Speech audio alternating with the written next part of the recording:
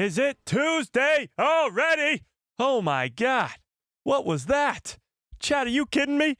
Not the way you want to start off a Tuesday stream, is it? No, it is not. That is extremely frustrating, but the good news is we have 2 weeks until Skeleton Crew, and I'm not letting this stop me getting hyped up for this show. We got new interviews with the directors. We got a full lineup of the directors. We got a possible reveal of Jude Law's character referring to another, or at least connecting to another Legends character that has connections to Leia and Han. Okay, we got a lot to get into today. That is not the way I want to start off the stream. I am not happy right now, but we're going to push through and we're going to have some fun anyway. Okay, chat? I don't know what happened. Technical difficulties tend to happen when we live stream. I mean, knock on wood, we've been good for like over a year now with very, very little technical difficulties when it comes to live streams. And today we had a few. So that's okay. We're going to just keep on cruising like nothing ever happened. Me for the last 4.5 minutes was just like, oh my God, what's going on? Are you kidding me? Are we even going to live stream today? What's going on here? But we're okay. We're okay, okay? So if you could all just smash a frickin' like on this stream, it would make me feel a lot better about where we're at right now. But let's say hi to everybody in the chat, shall we? Okay. We got a lot of awesome news to get to today, and that is not the way I wanted to start off the stream. But, you know, you get what you're given, okay? You get what you're given. So let's just say hi to everybody, shall we? They're trying to stop us. They're trying to stop us from talking about this great show called Skeleton Crew that comes out in 2 weeks. Someone is trying to stop us, chat. Okay. Mando United, what is up? John Groom in the house. 50 Thunderer, how we doing? Tony, what is up? B-Man, how we doing? Star Wars Santa in the house. Chris, what is up? Joe, how we doing? Rachel in the house. Annie K, what is up? Kit Fisto, how we doing? Darth Raccoonar, what is up? Star Wars Order, how we doing? Mike in the house. WVU grad, how we doing? If I missed you, you guys know the deal. Just yell at me in the chat. Let's give everybody a nice little Hello there. General Kenobi. Brandon, what's up? Okay. All right. Let's start where I wanted to start 10 minutes ago, which is with this Skeleton Crew news. Jude Law's character, Jod Na Nawood, is a mysterious one to say the least. We think he's a Force user because we see him wield the Force in the first trailer for this show, but contrary to that, Jude Law has said in interviews before, who says I'm wielding the Force? Us, you stupid idiot. We see you use the Force in the trailer. But maybe that's not the case. Is he a pirate? Is he not a pirate? Is he a Jedi who's survived Order 66? We're going to talk about all of it. But first, let's read this article from StarWars.com themselves. Okay? This is coming from the people. StarWars.com themselves. So let's start here. Chat, you have no idea how frustrating that was. Those 5 minutes were the longest 5 minutes of my life.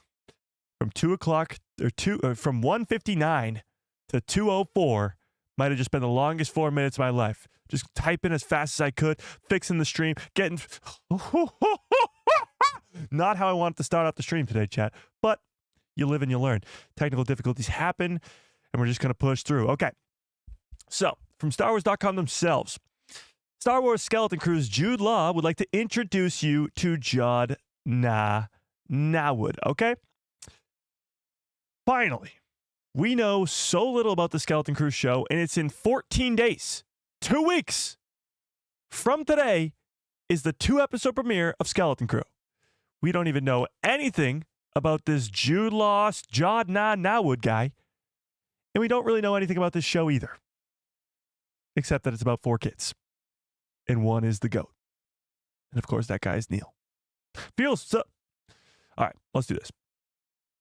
As a kid, pretending to act out Star Wars adventures in his backyard or on a school playground, Jude Law gravitated towards the role of Han Solo, as he says this. There was a sort of shrug to Han Solo that I always loved, a slight cynicism. Nice word. He tells StarWars.com. So, this character of Jod has that sort of feel of that Han Solo, badass, can't really be trusted type of character. Doing his own damn thing type deal. So, it's no surprise that as he enters the Star Wars galaxy as Jod Na Nawood in Skeleton Crew, he's bringing some of that swagger and charm to the role, coupled with inspirations from other original trilogy characters such as Luke Skywalker. As he says this, there's also an obvious purity to Skywalker, he added. I really wanted to try to combine all those things. So what Jude Law's first description of this Jod Na Nawood character is a combination between Han Solo and Luke Skywalker. Does anybody know why that's significant? What other character in Star Wars was, or at least actor in Star Wars, was told to try to do a combination of Luke Skywalker meets Han Solo? Tell me if you know in the chat. Okay. With 2 episodes premiering on Disney Plus on December 3rd, 14 days from now, we'll be meeting Jod and the rest of the crew on the all-new Star Wars adventure. Today, Jude Law tells us about the upcoming about becoming a Star Wars fan, and as much as he can share about this show. Okay, so as much as he can share, obviously there's a lot of spoilers that we can't get into, but there have been interviews with Jude Law, with the cast of 4 kids, and with the directors that have given a little bit more information, spoiler information, into what's going on in this Skeleton Crew show. For example, we learned the name of the kids' home planet. Now, why is that significant? Well, we've been talking about the fact that this home planet could be a little shady, okay? All the ships that usually are flying around the sky are attached to the ground on railways. Also, there's robots looking over their parents while they're trying to look for the kids. There's just some shaky vibes to this seemingly safe home planet. And we'll get to that in a second. But all those interviews, which we'll talk about, have had some spoilery stuff leak out a little bit. Yeah. Okay. Let's keep going. So this is Jod Na Nawood from the first trailer. This is when we saw him wield the Force. Oh, I forgot to put up a poll. Hang on, chat. I know, I'm all out of whack right now. Let's do this. Are you excited for Skeleton Crew? Yes or no, you tell me in the chat. All right. I put this poll up almost every stream nowadays just to see where everybody's at, where the hype level is at for the Skeleton Crew, as it's only 2 weeks away. All right, let's keep reading. Jude Law is Jod Na Nawood. Still can't really get over this name. It sounds like a name of like a Wookiee or something. No, not even a Wookiee. It sounds like the name of a really, really, really side character in the Clone Wars or something. Like Jod Na Nawood as the main character of this show. A little strange to me. Just a little bit. Okay. So here's what he said. I first discovered Star Wars when the first film was released in the cinemas in London, where I was growing up, he recalls. And I remember it was just blowing my tiny mind.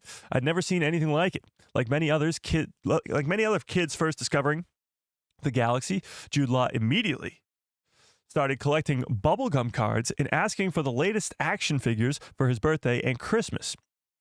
The story that ended with the credits rolling continued in a new way during simple games of pretend, playing with the next door neighbors and his classmates as they argued in the schoolyard over who could play Han and who could be Luke. As Law says, I've always wanted to be Han. Well, it depends on the game. I probably wanted to be Darth Vader sometimes as well. So we don't know whether or not Jude Law's character can be trusted in this show, and the fact that he's already mentioning Darth Vader doesn't make me feel like he's a good guy. But that's just me. Yeah. Mike's a lot out of whack right now. Tony, I am. Okay. Jack Robbins in the house. What's up? Sounds like a pirate name. It kind of does, I guess. Nawood. Nawood does, but the Nawood? Like, what's up with the middle Na? Let's keep going.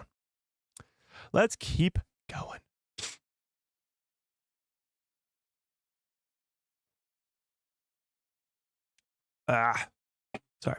Oh, but we missed picture here. So this is behind the scenes. That is David Lowery. I believe he's the guy. He's directing one episode, I think. Maybe two. He's at least directing one episode of Skeleton Crew, but that's him working behind the scenes with Jude Law. Now, this might be the second episode. There's a director's list out there. We'll get to it in a sec. So Jude Law's on the left and David Lowery's on the right. Yes. Okay. Let's get to some of these spoiler things here.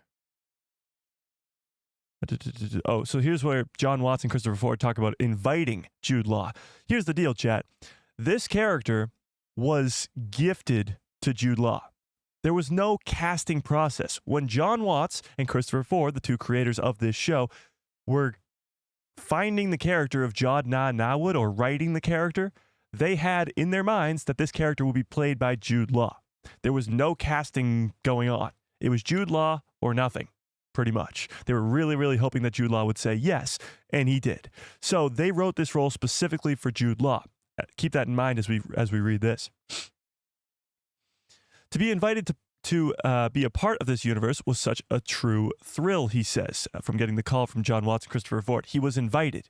He didn't have to audition. He was invited, which is extremely rare in Hollywood. Extremely rare in Hollywood. There's something to be said for the play acting as a child, having some sort of responsibility for becoming an actor and assuming roles. Running around wanting to be a space pirate or savior in the world was a leap of the imagination, which is really at the heart of what my job is. Becoming an actor and then becoming asked to do an actor in a universe is a beautiful full circle thing. Wait a second.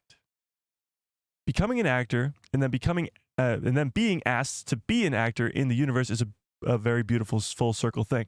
So he goes from playing with his friends on the schoolyard, pretending to be Han Solo, to literally be asking to play a Han Solo-esque type character in the new Star Wars show. It doesn't get much cooler than that. That's like peak life right there. Imagine you get a knock on your door and it's some director from Star Wars. It's Dave Filoni. Dave Filoni knocks on your door and he goes, "Yo, what's up? Dominic or Jack or Tony or Brandon or Lily or Joe or Aaron or Mike or any of you guys, Star Wars Santa? You want to be in Star Wars? We wrote a role specifically for you." And that's what happened with Jude Law here.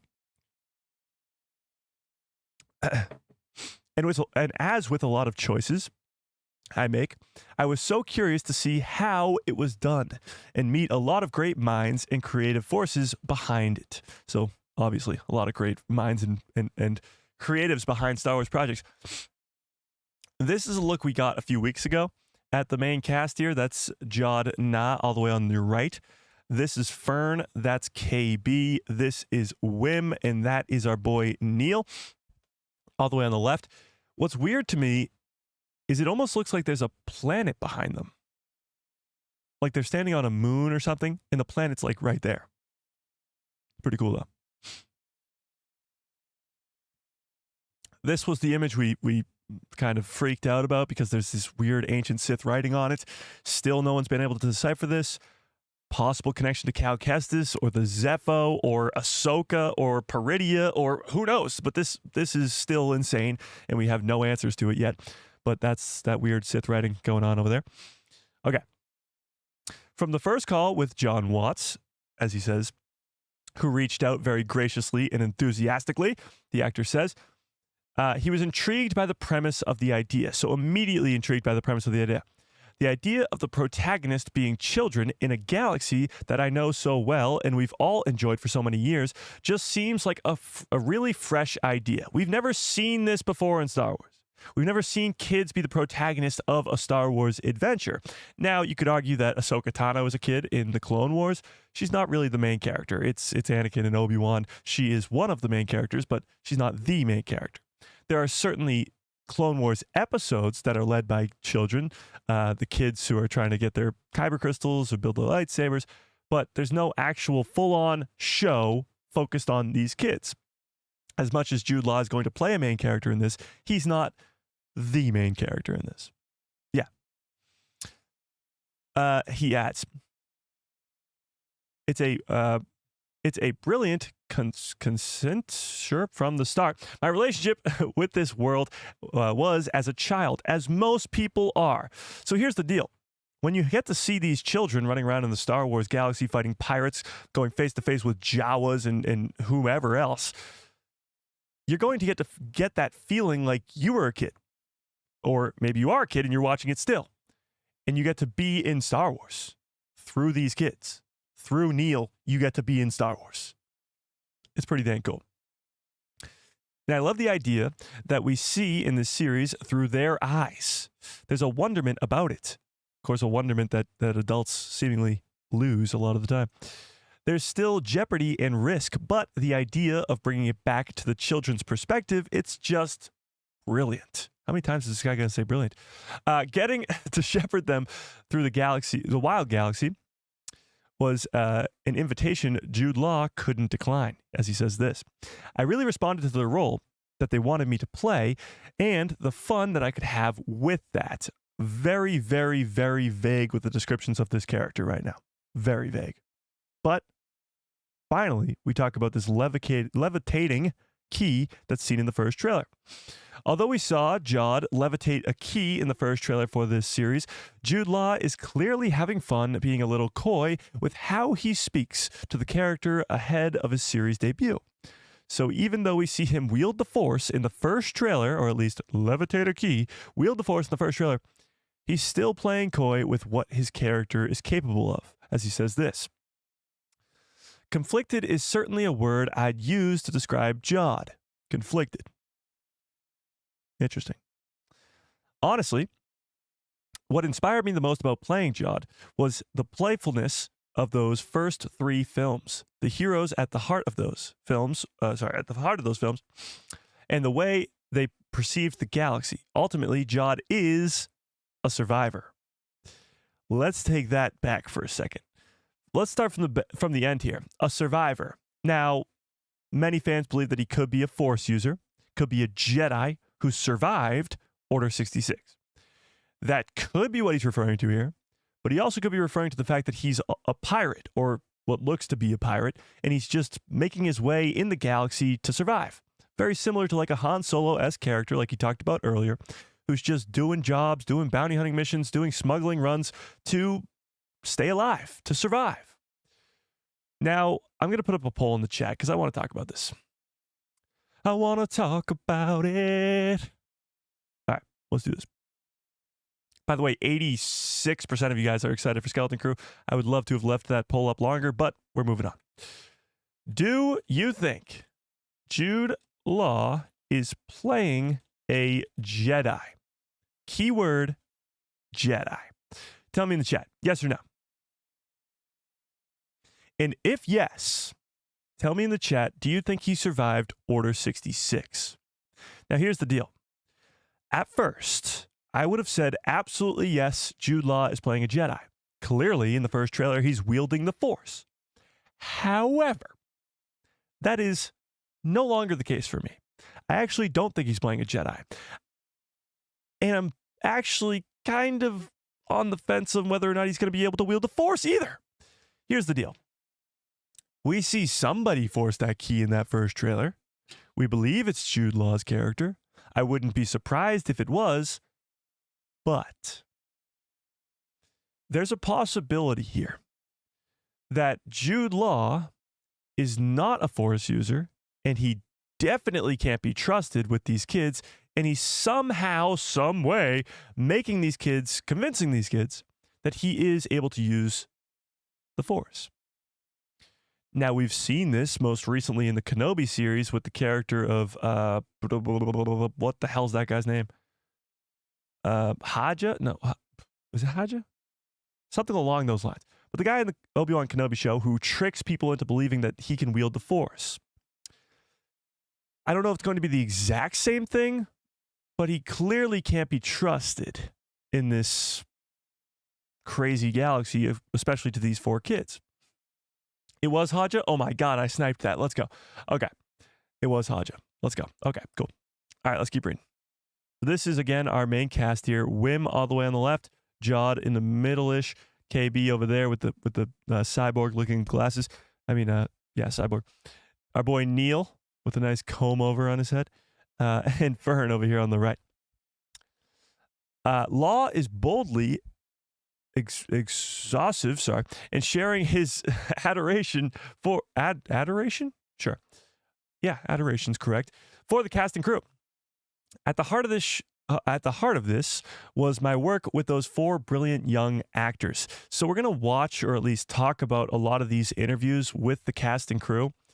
And the 4 kids bring up over and over and over again how much they respect, enjoyed doing all this stuff with Jude Law, how much they learned from Jude Law. And the exact same is going the opposite direction. Jude Law talks about how great these kids were, how fun it was to work with them, all that stuff. So clearly there's a connection between these 4 kids and Jude Law on and off the screen, which is fantastic. With those 4 brilliant young actors, Jude Law says. Co-star Ravi, which is the kid who plays Wim, Wim. Ryan, who plays the fiercely independent Fern, and their best friends, Neil, who plays Robert, and KB, who's portrayed by Karina. So it sounds like these 2, Wim and Fern, are sort of the main 2, and then their friends are Neil and KB, but that's just what I gather. Yeah. They brought such joy and excitement because they were youngsters, but they brought such professionalism too. They really elevated every scene, and every day they came to work. It's such a privilege to be around them. So here's the deal. With a show that's about kids or focusing on kids, it's very hard sometimes, I guess, to watch, because sometimes you have kid actors that just aren't good, and it's not really their fault because they're kids. However, in recent past, we've seen multiple big franchises be created under the reigns of kid actors. The biggest one, most recently, is Stranger Things. Stranger Things is one of the biggest shows on the planet right now. Season 5 is coming out next year, but it was brought to life by these kids, by kid actors. So it's very hard to get kid actors right, but when you do, it could be a massive success. From Stranger Things to Goonies to E.T. to you name it. There's a bunch of examples. But hopefully, and I mean hopefully, Skeleton Crew is that same thing. It seems as though these kid actors are really good at what they do. Just seeing from interviews, they're really good at the media side of things. It seems like they could be really good at the acting side of things. But hey, only time will tell. Yes, it too, for sure. Okay. Let's get back here. On set, Jude Law's co-stars reminded the seasoned actor to have fun in this unique experience of getting to play a star in Star Wars for real. They were great moments where they reminded me not to take myself too seriously, but equal moments of real appreciation and real skill. They were such good company, and I have really found fond, Jesus Christ, Chad, I'm losing it. Fond memories of our time as a little crew. Now, obviously, yeah, blah, blah, blah, blah, blah, blah, blah, blah, blah, blah, blah. Okay. So, Jude Law's character. The weird thing about his character, if he is a Jedi, is that we've never heard of him before. Jod Na Nawood. This is about 28 years after Order 66. It's in the Mandoverse. If he was a Jedi who survived Order 66, it seems like we would know about him by now. Not necessarily. Baylan Skoll was introduced in Ahsoka last year. He's a Jedi who survived Order 66, and he's a brand new character. So it's technically possible. However, I am leaning way more towards the side of Jude Law is not a Jedi who survived Order 66. He may be able to wield the Force, but that doesn't mean that he's a Jedi. I take us back a few weeks ago where we heard the news that Jude Law would be playing a new kind of Jedi. We've seen different kinds of Jedi in the past. Even Ahsoka Tano is considered to be a gray Jedi, or at least the closest to a gray Jedi we've seen in a long time. She leaves the Jedi Order. She's no Jedi. She's told us time and time again, I am no Jedi. But Jude Law being a new kind of Jedi, a pirate kind of Jedi, whatever you want to call it, he's clearly not going to be a Jedi who survived Order 66. But that begs the question, where did he learn to wield the Force? That begs the question, what's he doing right now? Is he going to play a role in Luke Skywalker's Jedi Temple because he does wield the Force? Is he going to know Ahsoka, know Cal Kestis, know Ezra Bridger, know all these other Force users?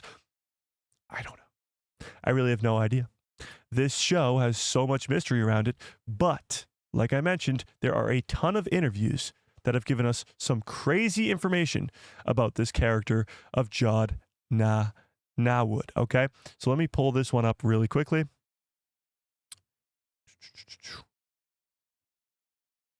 Let me pull this up. Where the hell did that go? Hang on, chat. Okay, so this interview right here.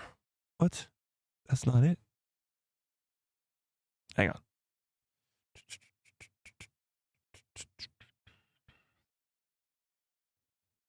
Oh, okay. Found it. Never mind. Found it. Found it. Okay, here we go. Skeleton Crew showrunner clarifies a confusing line from the trailer.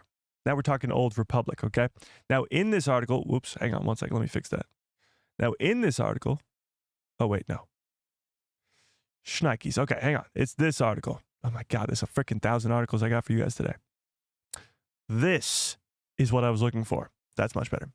The mystery, we'll get to the Old Republic stuff in a second. We'll get to it, don't worry about it. The Old Republic connection, I have 2 full-on articles about it. Don't worry about it. Okay.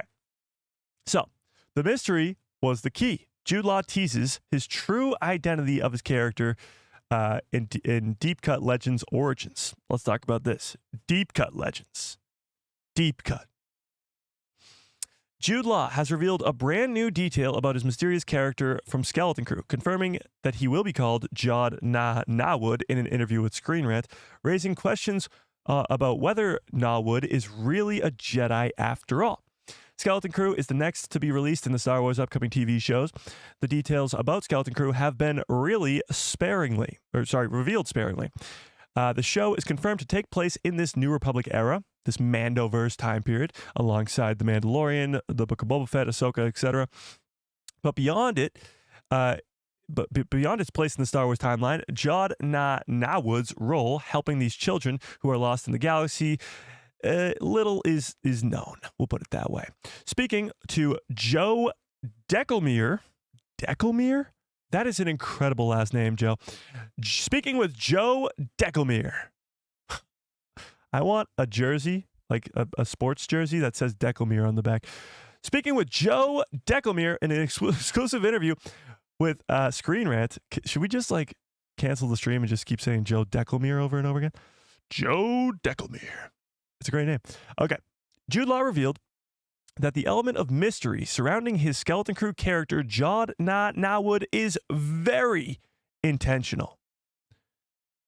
Not just somewhat intentional, very intentional. Although Jod Nawood has previously been thought to be a Jedi, Jude Law explains this. The mystery was the key. Knowing the scale of the universe now, and therefore what it might be like to survive in, that meant I could draw on all sorts of influences and inspirations. Obviously, the character himself has that potential because he's slightly contradictory. He's slightly contradictory. There you go. He's contradictory? Sure. Why not? Multifaceted. He's a survivor, but he clearly is quick-witted and changeable. Let's talk about that for a second. So we talked about him being a survivor, but quick-witted is, of course, the Han Solo of him. And changeable is pretty interesting, too. We don't know what side Jude Law's character is going to fall on. Obviously, he's helping out these kids, but to what extent? It seems to be for his own good. It seems to be just to get this treasure that he's looking for. I don't know. Declemere is a better name than Nawood. I agree with that. It should be Jod Declemere. That'd be a great name. But changeable is an interesting word here. Obviously not to be trusted, but whose side is he on? That's the big question. Let's keep going. He elaborates even more. The big question is he loyal? Is he a threat? What's his intentions? But what was wonderful was just being able to look at the canon and go, okay, if he's that, then maybe he can remind people of this. If he's that, maybe he can remind people of that. Drawing on all of that just meant it was like cherry picking. So is he loyal? Is he a threat? What are his intentions? We are led to be asking these questions about a main character of this upcoming show. He's clearly not going to be a good guy if these are questions we have to be asking ourselves. Obviously. If he was a good guy, it would be flat out, he's a good guy. He's a Luke Skywalker. He's a Obi-Wan Kenobi. He's that kind of dude. He's a good guy. But no, we're asking whether or not he's loyal to these kids or he's a threat to these kids, which clearly is a problem. He's going to be a very powerful being as opposed to these 4 kids who are seemingly defenseless. And they're going to have to trust him to bring them back home. But is he a threat to them? Now, what he goes on to say here is it was wonderful because with looking at canon, again, we'll talk about legends in a second, but looking at canon, you can go, okay, if he is that, then maybe he can remind people of this. And what I believe he's talking about here is if he's a Force user, then maybe people will be reminded of a Jedi. But if he's a pirate or a bad guy or a smuggler or something along those lines, maybe he'd be more reminded of a Hondo Ohnaka or a Han Solo or somebody who's not as trustworthy. He's, a Han Solo type character. Han was always loyal to himself first, but he kind of grew past that. I mean, not really, but he did to an extent.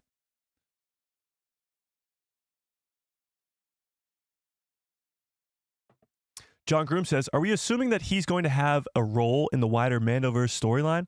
If so, then he's going to bring something special.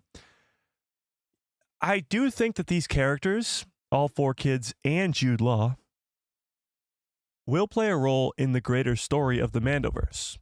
There's obviously a reason that they're telling this story, and not just because it's a fun one-off story. It's going to connect to The Mandalorian. It's going to connect to Ahsoka. Clearly, I mean, you look at this image right here. It's going to connect to Ahsoka, or at least to other things like the Jedi games or whatever. It's going to be a connective story. It's not just going to be a one-off thing. You can probably watch it by itself, but if you wanted to sort of get the best of this show, you're going to want to know about Jedi Survivor, Cal Kestis, the Zepho, Ahsoka, the Mandalorian, and get all those connections without flying over your head, you know? Well, let's keep reading. Jude Law's description of Jod Na Nawood is certainly a cryptic one, but there are some hints about who this mysterious character could be based on Jude Law's response. Law's references to canon and being drawn inspirations of those stories suggest that Jod Na Nawood may be known by another name, but not currently in canon, meaning that it could be a Legends character. Now, this has pretty much been confirmed as Christopher Ford and John Watts have done interviews where they've talked about Jod going by different names, people across the galaxy knowing him by different names. And they actually accidentally mentioned one of those names, and that was Crimson Jack. Give me a 1 into the chat if you've ever heard the name related to Star Wars, Crimson Jack. Give me a 2 if you're like, what the hell are you talking about, Mike? I'm going to be completely honest with you guys. Never heard of this name before in my life. Ever until yesterday. So, of course, I did my research, figured out who it was. It is a Legends character that doesn't really play that big a role anywhere. Okay? However, there could be some pulls from this character, from Legends, into this Jod Na Nawood type of character. But again, him being referred to or known by different names across the galaxy means he has different aliases and he's hiding from people. Means he can't be trusted. Means that people are after him at all times. Pirates and probably bounty hunters and whoever. There's probably a lot of people coming after this guy at all times. Maybe even the New Republic. We've seen TIE fighters in the TIE fighters. We've seen X-Wings in the trailers. Maybe the New Republic's also after him.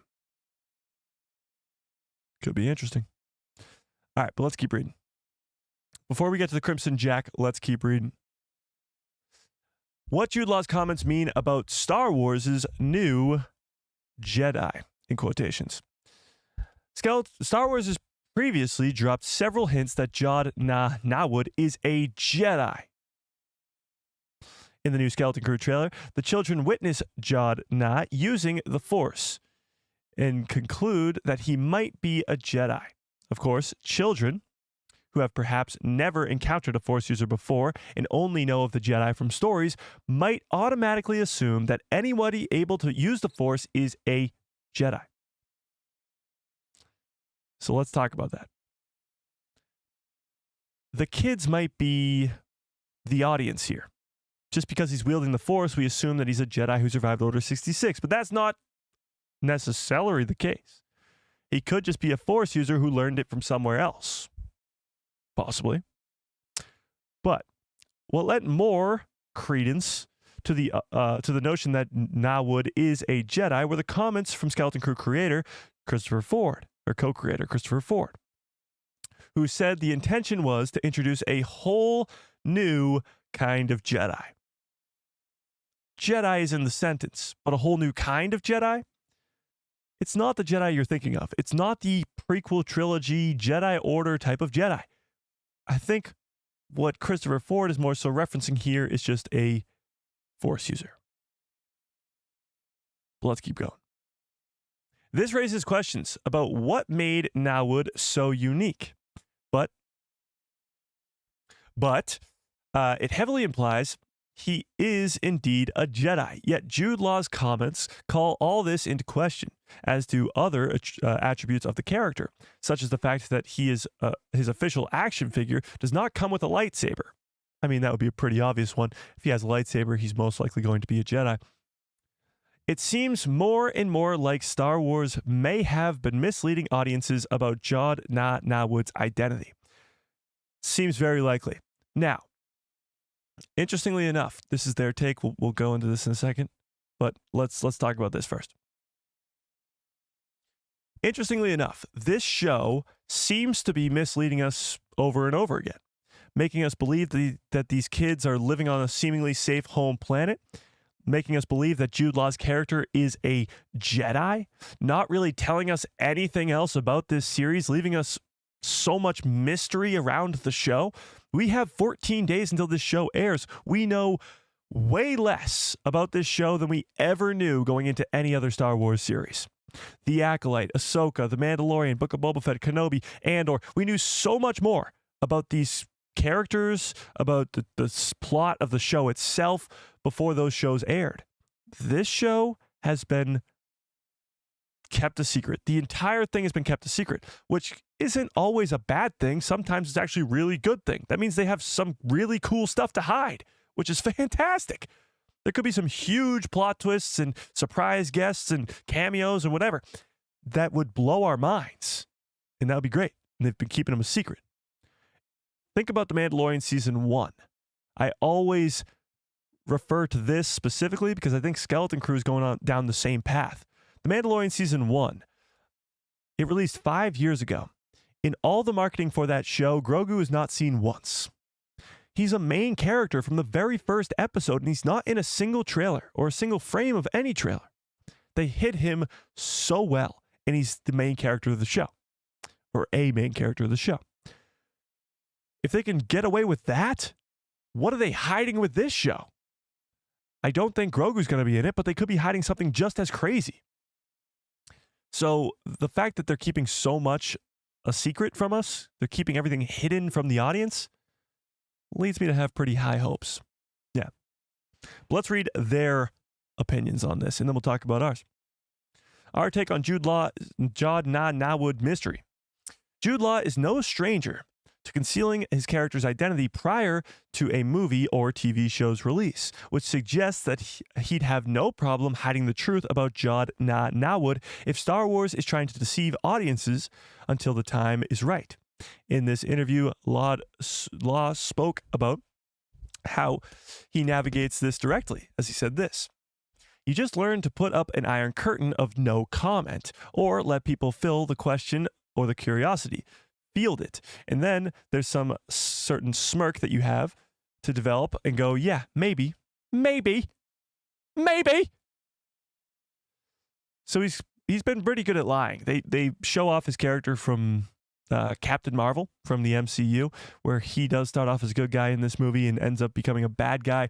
Could be a similar arc we see in Skeleton Crew as well. He's no stranger to these roles, where he starts off as a good guy, ends up being the bad guy, plot twist-a-roo. So it could be something similar for the Skeleton Crew show. In addition, Skeleton Crew, he did play Yon Ra in the MCU Captain Marvel. So it could be very similar to that. And of course, Skeleton Crew premieres in 14 days. So, with that being said, before we get to Crimson Jack, do you think Jude Law is playing a Jedi? Do you think he is a Jedi? The Rad Rogue One, what's up, says, mystery is good. Don't want to spoil the whole show. I could not agree with you more.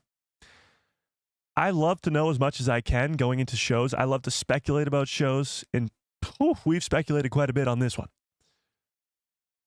But the surprise factor, nothing beats that. Seeing Luke Skywalker at the end of Mandalorian Season 2 when nobody saw it coming, nothing beats that. Seeing Anakin in the World Between Worlds, even though we were kind of speculating that he would be there. We didn't know for a fact, but we were speculating that he would be in the show. Nothing beats that. Nothing at all. So a surprise is the best thing. And I think this Skeleton Crew show is going to be full of them.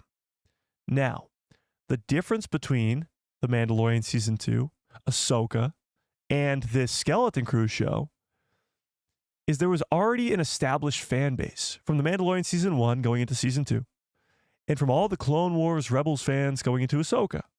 With Skeleton Crew, we know so little about this show, but we also know so little about the characters. You already knew who Ahsoka was. You already knew who Bo-Katan, Ahsoka, Boba Fett, Luke Skywalker, Din Djarin, Grogu were going into The Mandalorian Season 2. With this show, we don't know anybody, except for Vane, but we don't know anybody. So for the normie fans, or for the casual fans, whatever you want to call them, to come and watch this show, they're going to need to have a hook immediately. Because right now, people don't even know what Skeleton Crew is. They don't even know if it's live action or animated. They don't even know when it airs. They don't know what it's about. They don't know if it's a kid's show or not. There's so much mystery around the show that it's become clouded. And now fans don't know what to expect. So there's a little bit of a gray area here where, yes, mystery is great, but you also need people to watch the show. So Jude Law, although he's a great sell, it's not doing it yet. They need to come out and say this is not a kid show. This is a legit Star Wars show for all ages, and this is not just made for little kids, even though 4 kids are the main character. You know, it's almost like audiences haven't learned. It's almost like Stranger Things didn't teach them something about kid actors being in an adult show. I don't know. But they got to get on the marketing real quick because they got 14 days. 14 days to figure this out. 14 days to get all these normie casual fans to watch this show about 4 kids in Star Wars. That's not an easy task. No. All right, let's talk about Crimson Dawn. Crimson Jack, not Crimson Dawn, shall we? Okay. So the reference from co-creators Christopher Ford and John Watts to this Crimson Jack character is an interesting one. It's a different alias for Jod Na Nawood, but it might just be that, an alias, because Crimson Jack is already established character, not only in canon, but also, or mostly, in Legends. So first, let's start with his canon counterpart, shall we? So Crimson Jack here has made 5 appearances, all in these Halcyon Legacy comic books. And in those stories, he's a male human pirate. That's pretty spot on so far. During the First Order Resistance War, okay, that's a little bit off of the time period, attempting to claim bounties from the First Order after discovering that someone on board the Purgle-class star cruiser, we'll get back to that, Halcyon, has been sent a transmission to the Resistance. While threatening Captain Kevian over the hologram transmission, Jack stated that his First Order would pay him well to turn over the individual responsible. So that's his only canon appearance. That's it. In those 4 comic books. However, Crimson Jack is a completely different character in Legends. And this is where I think the tie-in to this Jod Na Nawood character comes in. The Crimson Jack in Legends, again, this is not canon, was nicknamed Redbeard, but he doesn't have a beard, but doesn't matter, by Han Solo. He was a pirate master of a gang of space pirates, again, pirate connection all over the place, which operated on the Outer Rim, where this show is going to take place. Although originally using gunships to carry out their raids, the pirate gang eventually discovered the crippled Imperial cruiser that had limped away from the Battle of Toproa. Whatever. After raiding the ship, Crimson Jack appropriated the craft to his own use. So let's get to the good stuff here. Yeah. Jack and his crew encountered smugglers Han Solo and Chewbacca in the Millennium Falcon, fresh off their participation in the Battle of Yavin. Upon bringing the Falcon aboard the ship in a tractor beam, Jack stole Solo's reward that he had received from rescuing Princess Leia in A New Hope. So the money that Han got from A New Hope was given right to Crimson Jack in Star Wars Legends. Again, this is not a canon story, at least not yet. This is just Legends information for now. So, he exists in Legends. He has confrontations with Han Solo, Chewbacca, Leia, etc. He's a pirate who's the leader of a pirate gang during the time of the original trilogy. And he has red hair, just like Jude Law. Now, he doesn't have the red beard like Jude Law, or he has a red beard unlike Jude Law. But this is a alias of Jod Na Nawood, confirmed by the creators of the show.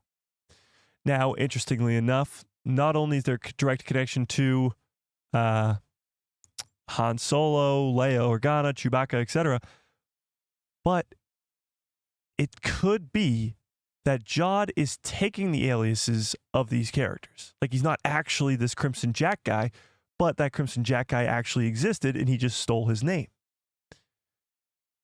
Which leads us to believe that he could be a Jedi who survived Order 66. Now let me put some math together here for you. Let's just say, for the sake of the story here, let's just say he is a Jedi who survived Order 66. Okay? Let's just say it. If he was trying to run from the Empire, he would need a new name. He would need a new alias. This Crimson Jack type of alias would be a good one. Becoming a pirate, hiding in the unknown regions or the Outer Rim or the wild space, which they're going to be calling it in this Skeleton Crew series. Hiding far away from the Empire, far away from this New Republic now. And becoming a pirate, going under many different aliases so that the Empire will never track him down. Just like many other Jedi who go into hiding, like Yoda, who goes into hiding on Dagobah, or Ben Kenobi, who goes to hiding on Tatooine to protect Luke. He might just be a Jedi in hiding. But, as many people say in the chat, because the poll is over 50% of you, 52% of you saying no, he is not a Jedi, and Left Coast Graphics saying he's 93.3% sure he's not a Jedi. I don't think he's a Jedi either. But then why all the aliases? Why all the secrecy? Why all this deception? Why? Chat? Why? It's getting hot down here. Hang on, I gotta turn this off. Got it. Why?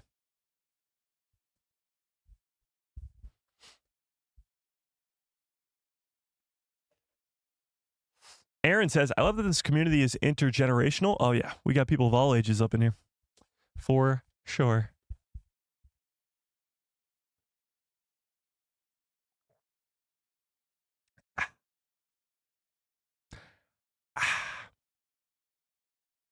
Maybe he has debt that he has to pay to Davy Jones. Oh, Davy Jones, nice. Well, let's go back to the first part of that. Maybe he has debts to pay, so he goes under a different alias. Possibly. We also have to put into consideration the trailer for this show. Let me pull up the trailer really quick. So the Skeleton Crew trailer, the newest one, that is. What are you in for? Okay, hang on. I got sucked in. But the newest trailer at the end shows us Traps. Pirates. And mountains where none dare to go. If you hear this, don't give up. No matter. this crazy treasure. Now, it seems to me that this treasure is going to be what these kids are looking for, or at least helping Jude Law find, or Jod Na, find this entire series. As you can see, No matter what. they're inside this vault, and Jude Law has seemingly brought them there. I don't think these kids are looking for this treasure. To be completely honest with you, I don't think that that's their goal, to find this treasure. But because these kids have left their seemingly safe home world and want to go on this crazy adventure, when Jude Law says, I got a treasure I want to find, these kids are all going to go, yeah, treasure. Let's go. Let's go find this treasure. But Jude Law is going to have his own reasons, his own agenda for having these kids help him find this treasure. Yes, the Wee-Way pirate booty. That's hilarious. The Wee-Way pirate booty. That is that is so awesome. I love that. Big Wood says, maybe Nawood has something to do with Grogu being captured before Din got to him in The Mandalorian Season 1. Interesting. Now you're talking about a connection to The Mandalorian, which clearly has to happen. And I actually like this theory quite a bit. When you think about it, Grogu goes from, we last saw him at Order 66 with Kelleran Beck, a Jedi who survived Order 66. He goes from there to with pirates in The Mandalorian Season 1. Pirates, keep in mind, as the Skeleton Crew show will be all about pirates. But maybe Jod Na Nawood played some sort of role in pirates being the ones who captured Grogu. And that's sort of a huge connection because we need this character of Jod, or at least these kids, to connect to The Mandalorian. These characters will play a role in maybe not the Mandalorian and Grogu movie, but definitely Dave Filoni's movie, his Mandoverse crossover movie. Yeah. Goonies in space? Yeah, that's what this is pretty much. Yeah.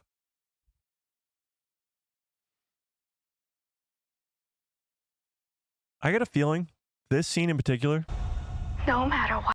is hiding stuff. We've talked about trailer magic in the past, like how they alter a scene or something just for the trailer so it doesn't reveal something. I think this scene of all of them in the trailer is hiding something.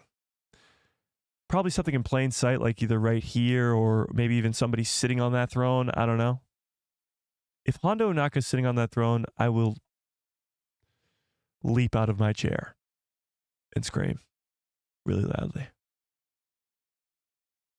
That'd be so good. But I think there could be some like holocrons in here or something of significance. Like right now, when you just look around, it's just a bunch of gold, a bunch of just artifacts that don't look like anything. But somebody's clearly been there. Somebody's clearly been here recently. I don't know. It's interesting. It's interesting. Yeah, there's lights in here. Never even thought of that. Why is there lights in here? Somebody must be there. Somebody. What do we think, chat? Is Hondo Ohnaka going to be in this Skeleton Crew show? Yes or no? Hondo Ohnaka making his first ever live action appearance in a Star Wars TV show in Skeleton Crew? Yes or no? Chat. And will he be sitting on that throne? The Wee throne.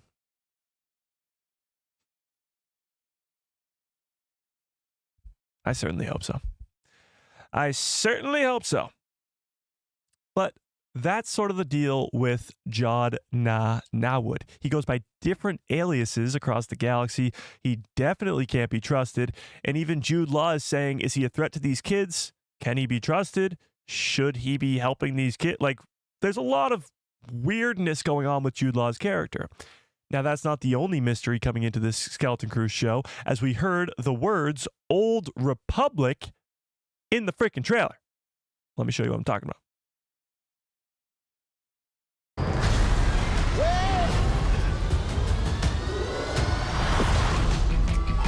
What did you do? We're lost. Really lost. Stay together. We just need some directions home. Come on, kid. Pay up. Whoa. Where'd you two find an Old Republic credit? Where'd you two find some Old Republic credits? Or Old Republic credit? A direct reference to the Old Republic is pretty damn huge, if I do say so myself. And now we've actually gotten some insight into what's really going on. The article I pulled up earlier, that I accidentally pulled up earlier, we're now going to read. Skeleton Crew showrunner, John Watts and Christopher Ford, clarifies the confusing line from the trailer. Old Republic. Are we talking Old Republic or are we talking Old Republic? Capital O, capital R. Okay. Oh, you can't see that, can you? Skeleton Crew is one of the most nostalgic projects in one of the most nostalgic franchises ever. Not only does the series harken back to the original trilogy with the average kid swept into the grand intergalactic conflict concept, but the tone has been set to compare to classic Amblin entertainment like The Goonies or E.T., the extraterrestrial. But the nostalgia isn't limited just to the audiences. In the trailer for this series, it was revealed that much of the plot of the series is steeped in the past. Jesus, I should read on this screen, really. It's so much smaller on that screen, but whatever. Okay. Is steeped in the past. However, just how far in the past has been the point of contention until now. Skeleton Crew showrunner John Watts just clarified to Inverse, which is the article we're reading, how nostalgic Skeleton Crew really is. And it ties all the way back to when we meet Obi-Wan Kenobi for the first time. Old Republic credits. In the trailer for Skeleton Crew, young Wim, played by Ravi, seen right there, presents the street vendor a handful of credits, and the vendor seems shocked, saying, "Whoa, where'd you two find an Old Republic credit?" It's an interesting wrinkle in the story. Where would Wim find the defunct currency in the first place? But even more interesting is the term Old Republic, which, in the post-original trilogy era of the New Republic, could be referring to the Republic itself. The time of the prequel trilogy is what it's talking about here. The Jedi-led Federation that ruled before the Empire took over, or the Old Republic. The ancient and technically non-canon era, still millennia before the prequel trilogy. So which Old Republic is it referring to? The actual Old Republic with Darth Revan and Darth Malgus and all those other crazy Siths and of course Jedi too. But is it that Old Republic, or is it just referring to 20 years ago, before the time of the Empire? 30 years ago, before the time of the Empire. So which Old Republic is it? Most of the time, when we are saying Old Republic, we are using it in the same way that Obi-Wan used it in A New Hope when he talks about the Old Republic. Skeleton Crew showrunner John Watts tells Inverse, that just meant he was familiar with that part of that republic, and that republic continued back thousands and thousands and thousands of years. So let's talk about this. First of all, he says most of the time when we're using Old Republic. Most of the time when we're using Old Republic, we're referring to it as the time of the Jedi, the time of the prequel trilogy, like Obi-Wan refers to it as in A New Hope. For now, we won't even talk about the most of the time because that's just mind-blowing, okay? Let's keep going.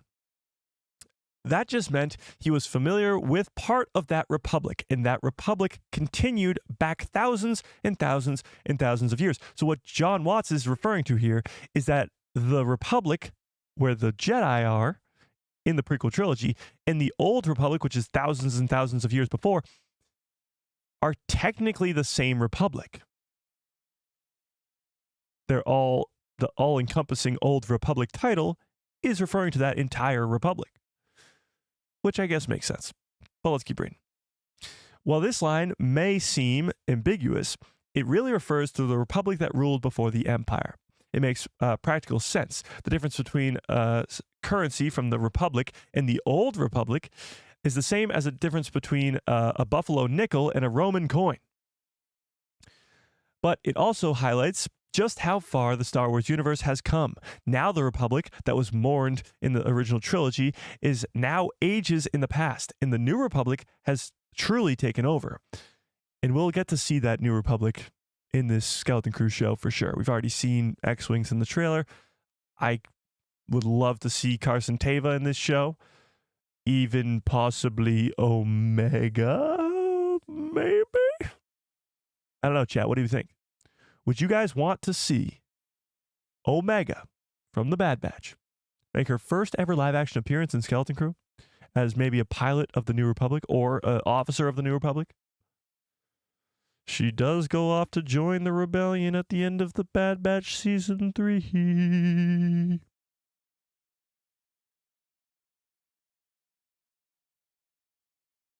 I don't know. Let's keep reading. Skeleton Crew may be a nostalgic show, but where's my mouse here? Oh, there we go. But it won't be hearkening back to the ancient Star Wars history, at least so we believe. We will have to wait until James Mangold's movie for that. But we will still see tie-ins to Star Wars past, especially where it all began, with one kid on Tatooine who ends up on the on this monumental Jesus Christ Odyssey. Skeleton Crew premieres on December 3rd, 14 days from today. I would like to go back to this line here most of the time when we're referring to the Old Republic. Most of the time.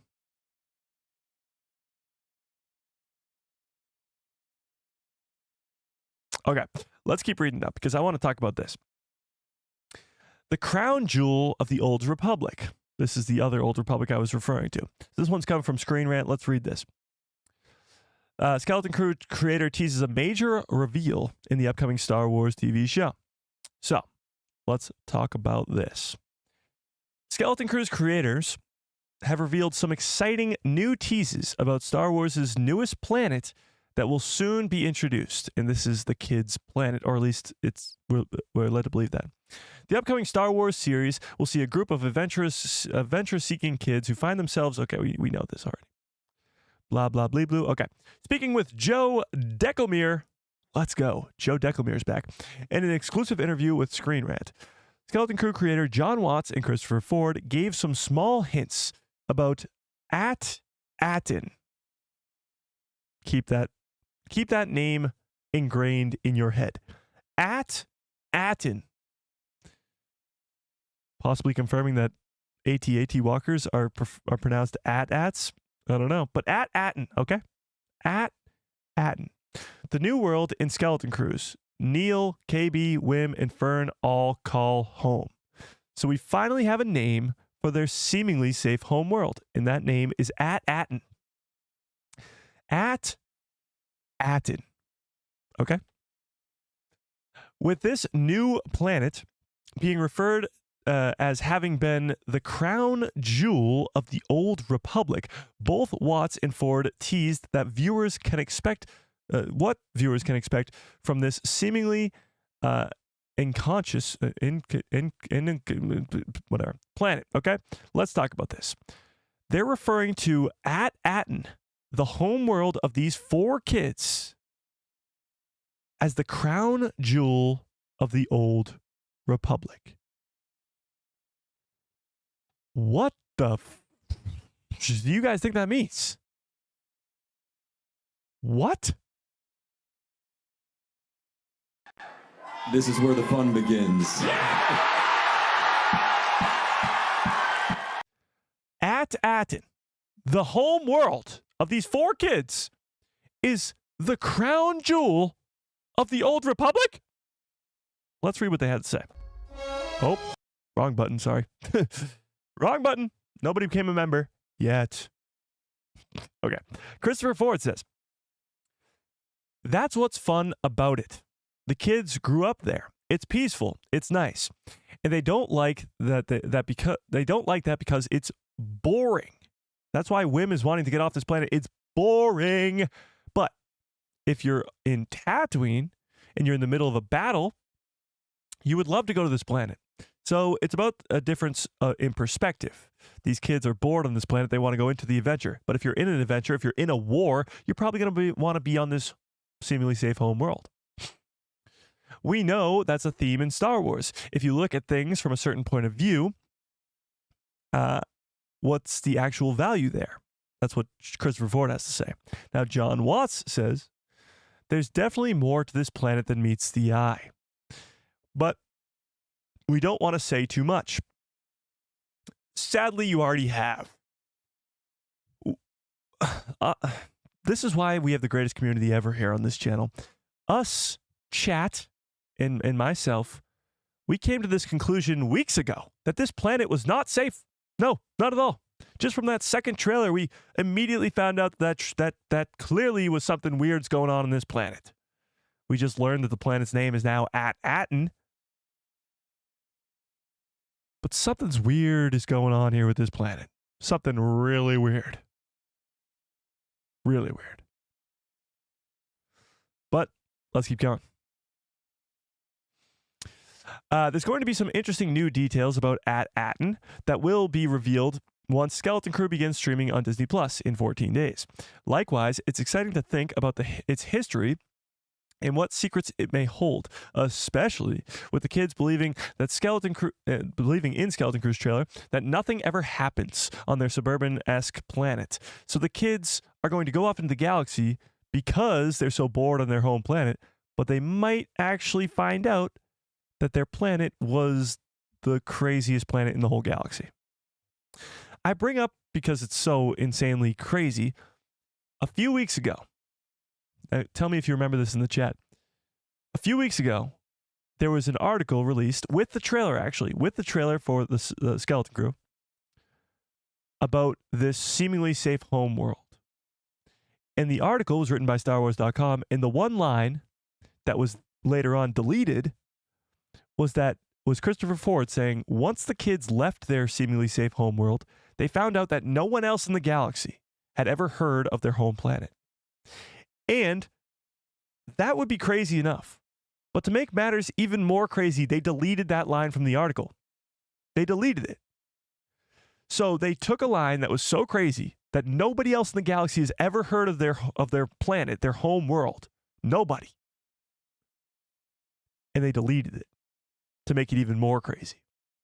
So we thought it was going to be crazy, and it just got 10 times more crazy because they deleted it because they don't want people to know that this planet is important. They don't want people to know that there's something very strange going on with this seemingly safe home planet of Atton. By the way, I love the name. Atton. Jod Na Nawood. Coincidence?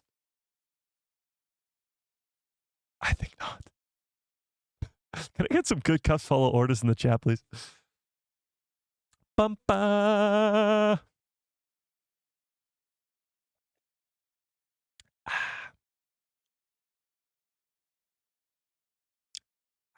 Okay. It's a little strange. Na Nawood, Atton. I don't know. Could be something. All right, well, let's keep reading. Oh, you guys can't see what I'm reading, can you? Let's keep reading. What Star Wars Skeleton Crew teasers mean for the franchise? How is this new planet, this planet right here, lost? Actually, let's take a look at this image for a second here. So we talked about this before, but all their ships are on tracks. We've never seen this before in Star Wars, at least a ship like this being on a track. It's a train track. It's attached to the ground. When you look up in the sky, there's no ships flying in or out. None. You look around here behind her, there's no ships. Obviously, they're inside there. That's them leaving the planet. But there's no ships flying in or out of this planet. Very strange. Very strange. Star Wars Order says, Mike, at 100K subs, you need to treat yourself to a new cup. No. This is the good cup that follows orders. He has to stay forever. But speaking of 100K subscribers, we just hit 99,500 this morning. So we are only 500 away. 500. Eli Thomas, what's up, says, it's a prisoner planet. Interesting, but these kids don't seem like prisoners. The people there don't seem like prisoners. They're living in their own semi-normal lives. I like it, though. I like where we're at. I like the thought process. The homeworld is a hideout for survivors. Again, these kids don't seem like survivors. Maybe they're the kids of survivors. Possibly. Possibly. The Truman Show of the galaxy? Could be, but The Truman Show, if you guys don't know what that is a Jim Carrey movie where Jim Carrey is put into this fake world where everybody around him is paid actors and stuff, and this camera's watching him at all times, and he's living in this fake world. And his name is Truman, so it's The Truman Show. And they actually record his life, and they make a show about it. The problem with that theory is that somebody would have to be controlling all of it. And how would nobody else in the galaxy know about this planet if somebody is controlling it? And who would be controlling it? Not the Empire. The Empire's gone. Not the New Republic. They got their own issues. So who's controlling this planet? It is very interesting. Let's keep reading. Let's keep reading. While Atton appears to be relatively safe, it's clear from this new comment and the show's official synopsis that the real truth will eventually be revealed. After all, the trailers have already confirmed that the planet holds a buried ship with possible connections to the Jedi. One that whisks these kids off into space with no easy way to get back once they become lost. To that end, it certainly implies that Atton may be quite remote and hard to access compared to other planets in the Star Wars galaxy. Now, before we get to the rest of this article, I want to look at this for a second. I found something buried in the woods. So he finds something buried in the woods. And let's talk about this for a second. This planet seemingly has no ships on them. Not a single one. This is the one ship we know of that can fly, and it's completely buried. Completely buried. And it has Old Republic credits on it. Even if the Old Republic is referring to the Jedi Republic, the time of the prequel trilogy Republic, that's still a long time ago. Over 30 years, this planet has been completely remote from the rest of the galaxy, and this ship has been there for quite some time if it's this hidden and buried somewhere. Buried in the woods. Dad. This is unacceptable. We did actually learn something else about Wim's character in some of these interviews. His mom is not there. We don't know if she died or we don't know anything about it, but his mom is not there. Only his dad is, and his dad works a lot, so he's not around. That's why Wim is such a sort of troublemaker, or at least an adventurer, because he's so bored because his dad's not around and his mom's not around. Do you understand?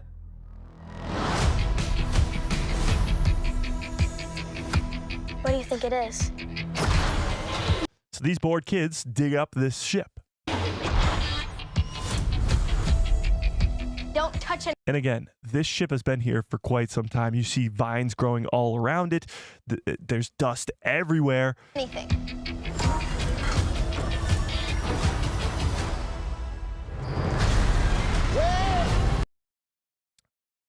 And yet they still take off from the planet. Now, once they get into space, we see something very interesting. Right here. This article just talked about the possibility that this planet is hidden. And we've seen hidden planets in Star Wars before. Exegol is hidden behind some sort of nebula type deal. In Jedi Survivor, you have Tanalorr, which is also hidden behind some sort of nebula or something along those lines. This seems to be hidden behind some sort of space cloud. This cloud right here is very bluish, greenish, whatever you want to call it. And it might just be hiding their planet from the rest of the galaxy. I mean, if I was looking at that blue-green cloud, I wouldn't be driving into it, flying into it. So it's possible that this planet truly is hidden from the rest of the galaxy. Not like Kamino was hidden in the prequel trilogy, because Kamino was just taken out of the Jedi archives by Count Dooku, which we learned about in Tales of the Jedi. But it's actually hidden, physically hidden by something. This possible greenish, bluish cloud of whatever. Space debris. Zeb's planet. Yeah, Zeb's planet's also hidden. That's true. That is true. But the planet actually could be hidden. Let's go back to this article. Oh, wrong article. Okay. It's also notable that Atton was once known as the crown jewel of the Old Republic, an era which took place thousands of years before the events of the Skywalker saga. Keeping that in mind, it will be very interesting to learn what became of this world and how it somehow became lost in the greater galaxy at large. Likewise, one also has to wonder about the other secrets that might lie hidden on this new world, especially with so many pirates in the mix and Old Republic coins the kids are seen using in the new trailer for Skeleton Crew. Let's put this into consideration here, chat. Before we keep reading this, what if the treasure that we see at the end of this trailer, what if this treasure... If you hear this, don't give, no matter what. What if this treasure is on Atton? What if this treasure is on the kids' home planet? We're led to believe that it's on this sort of... this planet, this snowy planet covered in mountains. And mountains where none dead. With the mountains all over the place. It might not be. This treasure might be on the kids' seemingly safe home world. No matter. And the reason the treasure's been hidden for so long is because nobody knows this world exists anymore. It's possible. It's possible. And that brings back another theory that we had a few weeks ago about the pirate named Exum. Give me one to the chat if you remember this. Star Wars. Hang on. Let me find this article really quick. Do you guys remember when we talked about this? Exum, the pirate being teased at in the Skeleton Crew trailer? Yes, no, maybe so.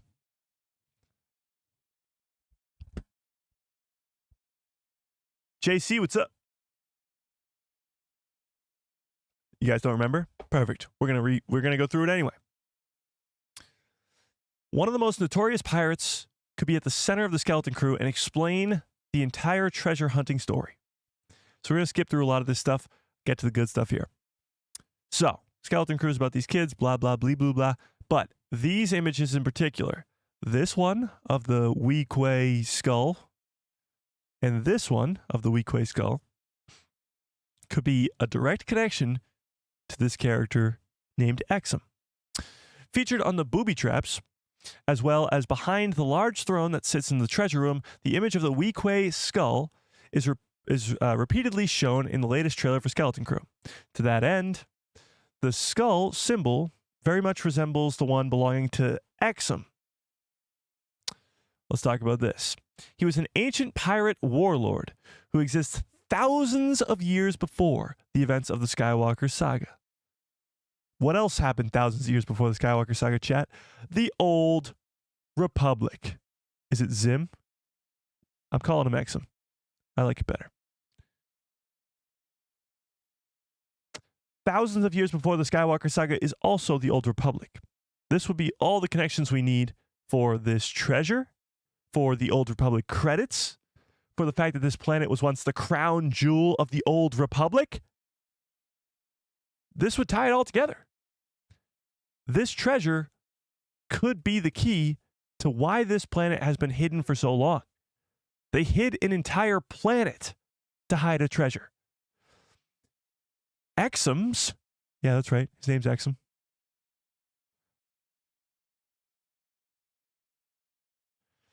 His planet, his treasure was so vast, so large, that they hid an entire freaking planet to hide the treasure. And it was from thousands of years ago, the Old Republic time.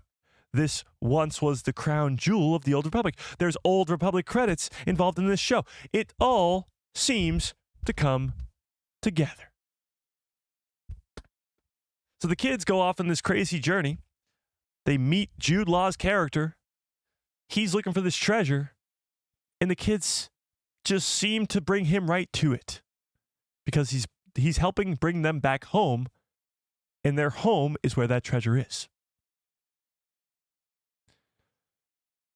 Might have just cracked the code.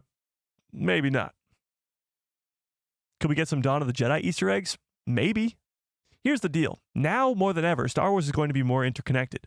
We know that Dave Filoni has now taken the chief creative officer's role at Lucasfilm, meaning all these projects, from Skeleton Crew to Dawn of the Jedi to the Rey movie to the Mando movie, are all going to go through him. Which means he has the opportunity to connect all these projects in all different ways. If you could actually connect the Skeleton Crew to the Old Republic, not through just this Zim, happy now, this Zim pirate character, this ancient pirate from the Old Republic era, not just from him, but also allow you to connect it to the Mandoverse and whatever comes after that, that would be pretty damn cool. That would be pretty damn cool. I'll take that deal, Aaron. I'll take that deal. Yeah. And the pirates are on their trail too because they want the treasure as well. Yes. Obviously, all these pirates are probably looking for this treasure. All of them. Absolutely. Abso-fruitly. Yeah.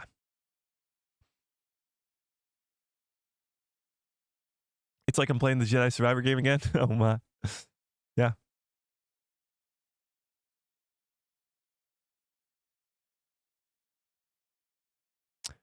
Zim is Jod Na Nawood.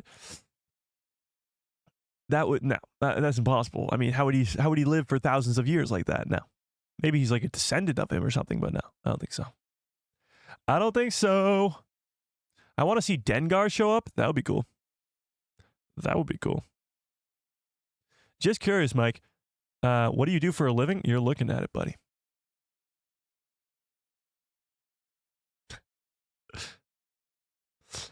What cup are you drinking from? It's a Rise of Skywalker cup.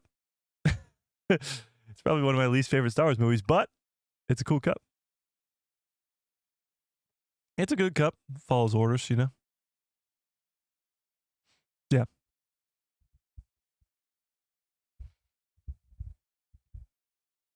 Wait, there's a new teaser? Sorry, just got in. I saw something on Instagram. Wasn't sure if you saw it as well. It says it's releasing on December 9th.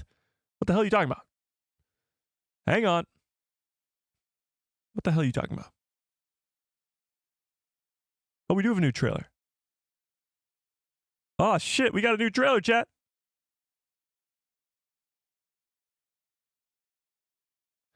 And of course, it's about the guy we've been talking about this whole time. Let's watch this. We have no idea who he is. It's about Jude Law's character, Jod Na Nawood. This is perfect. Lucasfilm, thank you. Okay? Thank you. Perfect. On the stream, we're talking all about Jude Law and who the hell his character is. We got a trailer for Jude Law's character. Let's watch this. Let's watch this. Can he be trusted? We have no idea who he is. You can trust me, you know. Yeah. You're a Jedi, right? Of course. Let's go! What just happened? Let's go.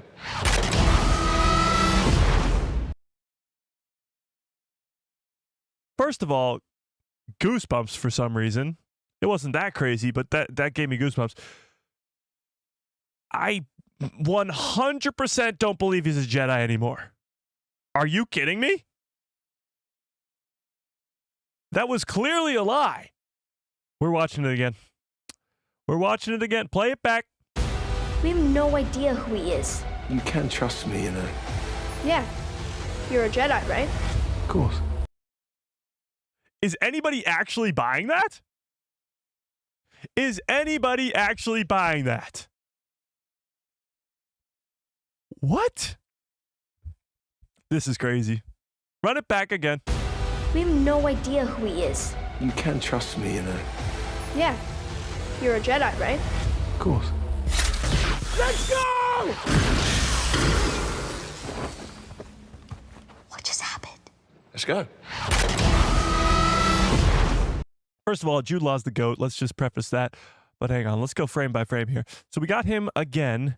He just grabbed the key, as you can see it in his hand right now. He just used the Force to grab the key and reveal himself to these kids. We have no idea. And I believe that's Fern talking, but I could be wrong. And she says, I have no idea who, we have no idea who he is. Like, we can't trust him. Then we see him on top of some Jawas, which is inferring that he's sort of a stealer type deal, like the Jawas are. They steal everything. Who he is. You can trust me, you know. He says, you can trust me, you know. He might not be talking to the kids here. He seems to be looking up. Maybe talking to somebody else. I don't know. Something weird going on there. Yeah. He uses the Force. He looks very sort of Obi-Wan-esque there. He actually looks a lot like Alec Guinness right here for some reason. But he's using the Force. He does have a wrap around his wrists. Possibly using some shenanigans there. Maybe. Yeah, like Jedi Order says, I feel like he's Haja using the magnets from Obi-Wan Kenobi. He does have something around his wrist, possibly. He's making it look like, ooh, I'm using the Force. Ooh, look at me using the Force. You're a Jedi, right? Does that look like a face you can trust, chat? Does this look like a guy you should be trusting with your lives on the line? Does this look like the face of a man who's really telling you the truth that he's a Jedi? I don't think so. I don't think so. This was the perfect teaser trailer for today. The perfect one. Of course. Let's go frame by frame here for a sec. So Fern's asking him straight up, you're a Jedi, right? Jedi, right? Of course. Of course. Hang on, we missed a frame. So he's just taking this out of an already established skeleton. But this is on their ship. At least we're led to believe it's on their ship. And that means there was just a dead body hanging there for God knows how long. Just a skeleton hanging there. Hence, skeleton crew. Then we got him blasting somebody. There he's dragging SM-33. Go! Screaming, let's go. Possibly to the kids. Again, this ship is covered in vines. It's been there for quite some time. But he's dragging SM-33, yelling to somebody to let's go, probably try to take off. Go! He's shooting something. Ooh, can anybody decipher this? What does this say? Somebody start translating. Somebody in the chat start translating. What is this? This seems important, chat. Not going to lie. I cannot translate this off the top of my head, but somebody should really translate the bottom of this. Please and thank you. You are in the Discord. If you're not yet in the Discord, there's a link in the description below to a Discord called The People Who Love Star Wars. If you are not yet a member, there's also a link in the description below to become a member of The People Who Love Star Wars. If you like to send super chats to me because I'm awesome, please do that too. But if you are in that Discord, please decipher this and get it back to me ASAP. It does look like locations. It's either locations or like a wanted list or something like that. But it seems important. They would not put this in the trailer if it wasn't. Let's be honest. Somebody start deciphering immediately. Somebody start immediately. I knew those Arabish lessons would come in handy. Damn it. Jedi really do not use blasters. So uncivilized. Yeah, Ezra used a blaster. Ezra's lightsaber is goated. Yeah.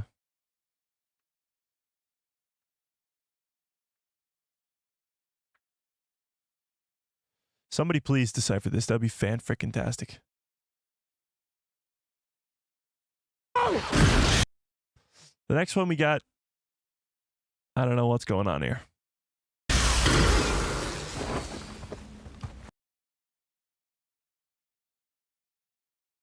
He's so Han meets Luke. Like, he's got the Luke sort of poncho going,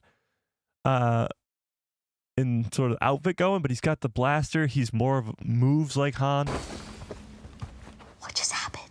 Let's go. What was in his hand there? What is this yellow thing? Chat? Anybody? Let's go. Then, of course, Neil. Neil is the GOAT. Neil is the GOAT. Yeah. Whew. All right, let's run it back one more time all the way through. We have no idea who he is. You can trust me, Yeah. You're a Jedi, right? Of course. Let's go! What just happened? Let's go. Damn. Chat, I have never been more excited for this show. We got 14 days until this show airs, and I cannot... It's insane. It's insane. I appreciate the hearts, guys. I really do. I really, really do. Yeah, that trailer got me so hyped up. He is clearly not a Jedi. He's lying to these kids, and I want to know why. God. That's crazy. Don't worry, Chris. Don't worry, Chris. I appreciate you. That's crazy. Yeah, you can trust me, you know. Is yeah. Oh, geez, sorry, Hell Runner Base. That's so unfortunate. Hondo to the rescue? I hope so. Neil's face at the end? I know, right? Good, right? If Hondo rescues the kids, that would be awesome, because he starts off in the Clone Wars as a bad guy. He's sort of like a Jod Na Nawood type of character. And then by the time of Rebels, he's joined the Rebellion. And by the time of the Resistance, he's with the Resistance. This would be pretty cool. And by the way, this poll has 54% of you guys saying, yes, you do think that Jod Na Nawood will be a Jedi. Interesting. What's weird about this trailer, too, is it does focus on the fact that he does wield the Force in that first trailer. So this is the second time we've seen this. We have no idea who he is. You can trust me, Yeah. Because he uses the Force to grab that thing right there. And he's like, ooh, I'm using the Force. So he can wield the Force. At least we're led to believe he can wield the Force. I don't know.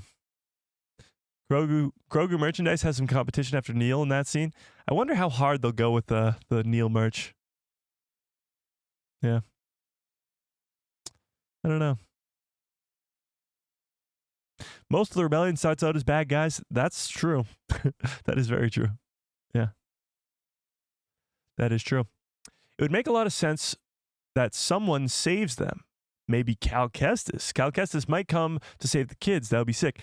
That would be really cool. Somebody's got to save these kids. I mean, Jod Na is clearly not a trustworthy guy, as you can tell from this trailer. I don't know. He is wielding the Force, which is still throwing me off. How is he able to wield the Force if he's not really a Jedi? Who taught him the Force? Where did this come from? Fearless says, I mean, Broom Boy was able to wield the Force, and that didn't make him a Jedi. That's true. he did have that raw ability to force that broom to his hand. Maybe Jod just has the raw ability.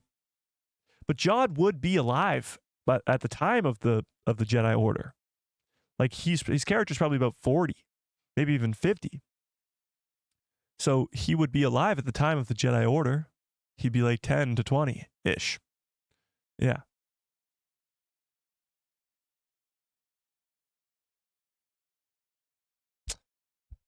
It's interesting. You're a Jedi, right? Of course. Of course. Of course he's a Jedi. Look at that face. He's not lying or anything. God, that is a great trailer, I must say. Let's smash that a like. If you guys haven't smashed a like on the stream, do what I just did on this video, because it's so good. Do we have anything else new? Ooh, exclusive for Daredevil Born Again? That's pretty cool. Anything else good on this tweeter? Oh yeah, by the way, guys, the Star Wars Encyclopedia, new Star Wars Encyclopedia came out today. Pretty wild stuff. Hopefully you see some new stuff. Ooh, we got some behind the scenes shots. Here we go.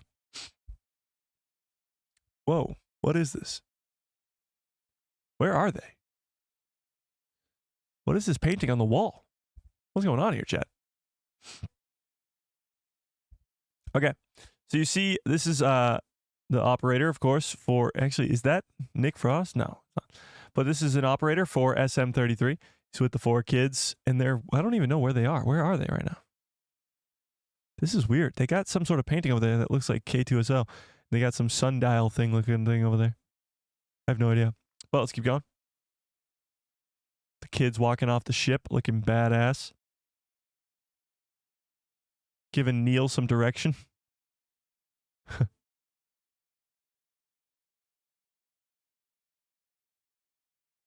And this is, yes, this is what I was thinking before. They're on some sort of moon here, and there's a planet behind them. That's from an image we looked at earlier. Yeah. Is that Lothal? Ooh, interesting. Let's go back to that. Is this Lothal? Could be Ezra's house? No. Ezra's house had a way different look to it. I get where you're going with that, but no, I don't think so. There's actually more over here, too. There's Neil without his hat on. There's Neil without his face.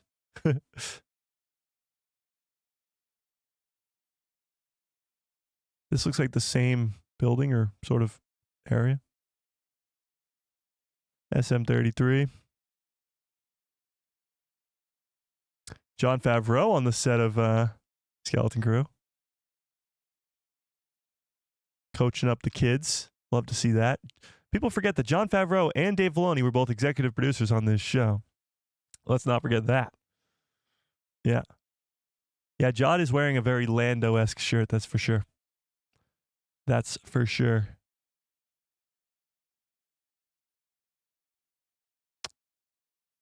There's a lot of this. Oh, How to Train Your Dragon trailer just dropped. If anybody's interested in that. Live action version. Oh yeah, Ahsoka Season 2 news. Just a little brief Ahsoka Season 2 news. Ahsoka Season 2 is set to start filming on in April of 2025, which means we'll probably won't get it until summer-ish of 2026, if the math is mathing there. So, yeah. One true Star Wars fan, what's up, says, The Rock looks like something that could connect to the World Between Worlds. Go back and look at it again. All right, let's look at it again. I love me some World Between Worlds, but I don't think they're going to tie into this show at all. Oh, you're talking about this sundial thing? Maybe. I actually see where you're coming from there.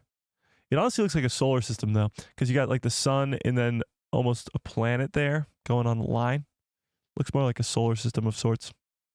I like it, though. I like it a lot. Who are they recasting for Balin? There's been no word on that yet. Honestly, I think they won't be telling us until it airs. But Ahsoka Season 2 will start filming in April of 2025. Maybe they'll tell us, but I don't know. Maybe they'll tell us. Yeah. Jed Maxwell, what's up, says, why do you suspect they used Major Tom for the second trailer soundtrack? Well, Major Tom is a song about a guy up in space. Lost in space sort of deal. So, ground control to Major Tom. No, I'm kidding. Hang on. Pause. I think it's sort of just an example of what this show's about. These 4 kids getting lost in space. That's sort of whatever it is. Am I able to zoom in? Yeah, hang on. I got you. First, I got to save the image. Then I'm going to save the image. And then I got to pull up the image. Then we can zoom in. All these people are sort of looking in the direction of this sun, too.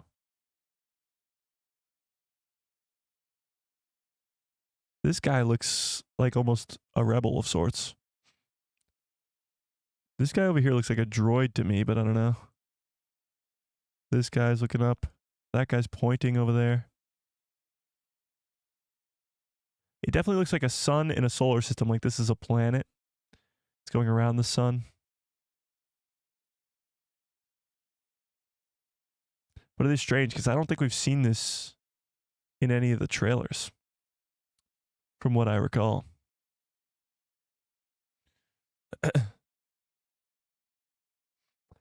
Major Tom lyrics include Earth below us. I theorized that this is somehow will bring Earth into the Star Wars universe.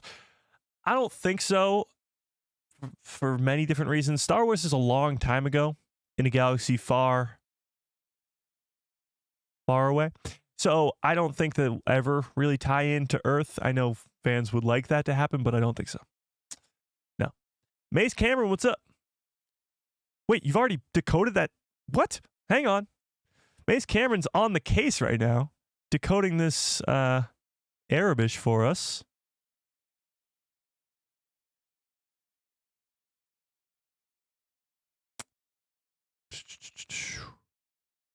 Yeah, we'll get to that. We have a roundtable discussion to look at too. Oh my God, we're already at an hour 40 minutes. We got to get going here, chat. We got a lot more stuff to get to here. We got a lot more stuff to get here. Yeah, Andy K, that's Legends though. Yeah, that's Legends. Okay, let's get to this next thing because we got to get moving here.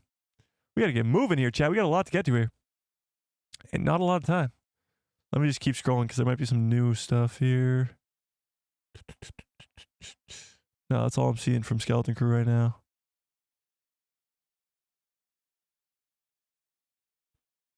Okay, let's get to this next thing. So here we have a round table discussion from the directors of Skeleton Crew. Now, this is pretty big because, well, we have first a list of directors for each episode, but they did not hold back. With the directors for this season of Skeleton Crew, like people are like, oh, this is a kid's show, it's not going to be important to the rest of the Star Wars storyline. They did not hold back. They went out and got Jude Law, an A-list actor in Hollywood. They went out and got massive talent to direct and write this show. John Watts, Christopher Ford, the guys who did the Spider-Man, Tom Holland trilogy, massive. Obviously, they came up with the idea, but they got big-time directors too. So let's take a look at the list of directors that they have for the show. Episode 1 will be directed by John Watts himself. Episode 2 by David Lowery. Now, David Lowery, I believe, is the guy who's doing the Thunderbolts. He's doing episode 2 and 3, actually. Let me check myself here for a sec. Hang on. I believe he's doing Thunderbolts. Let's double-check, though.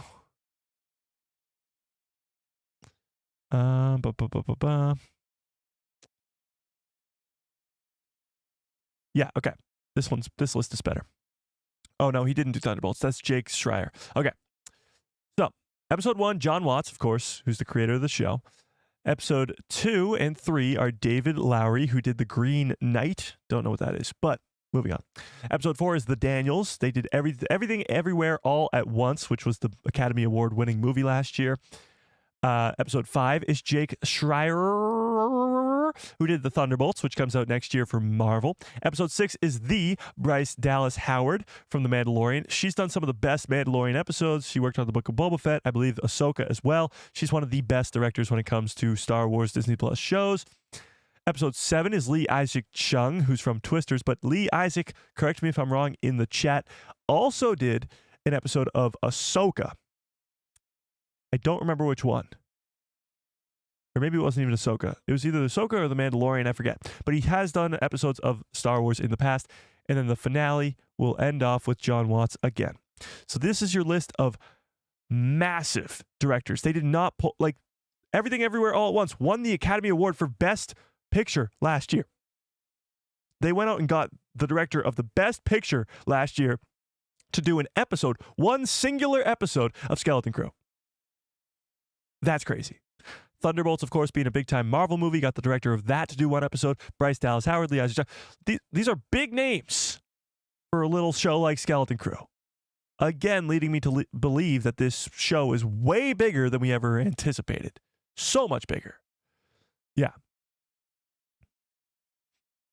Okay, but let's get to this roundtable discussion. So, a lot of these directors sat down and sat down to have a discussion. So, on our right, we have David Lowery, Bryce Dallas Howard, John Watts, Christopher Ford, and I don't know who that is by just looking at him. Jake, maybe. Yeah, Jake Schreier, I think. To discuss their longtime friendships and fellow directors, the Daniels, Daniel Kwan and Daniel we're not, and Lee Isaac Chung were not able to go, I guess. They were not there, I suppose. But let's watch this. Let's watch this in YouTube, I guess. Speeding. Just start yelling stuff. We'll get professional.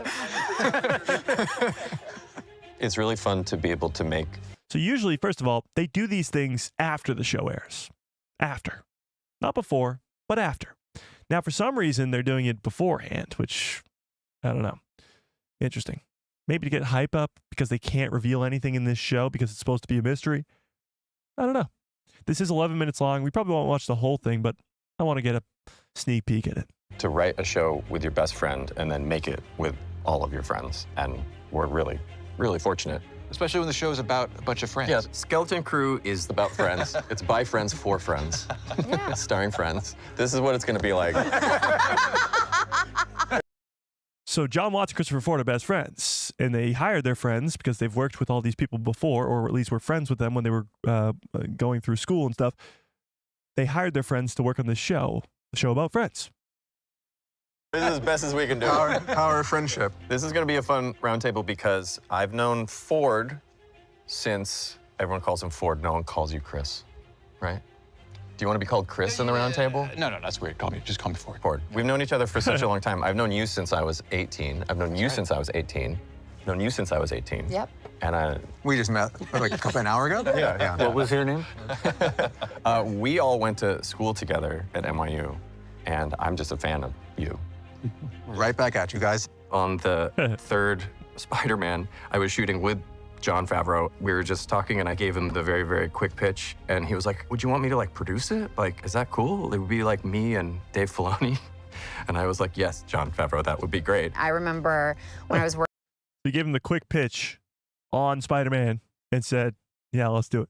Wait, what? We cracked the code? We cracked the code? Tatooine? What? What's going on? What's going on here, chat? Hang on. Pause the interview. Tatooine is on that list from the trailer? Interesting. Interesting. All right, keep me updated if there's any more big things. Let's keep going. Working on season 3 of Mandalorian and doing the previs. The third floor team who animates and creates all of the previs, they were working on the show, on Skeleton Crew. And I was like, oh my gosh, how is it? And they were like, it's so good. I was just like, oh God, it sounds so good. And so there was already like buzz on campus about it, you know? It was a really easy yes. And you told me the elevator pitch of the show and then mentioned that Jude Law was going to be starring in it. And I feel like I had just left set like 5 minutes earlier, you know, making a movie with Jude and a bunch of kids. And I was like, oh, this is going to be exceedingly comfortable.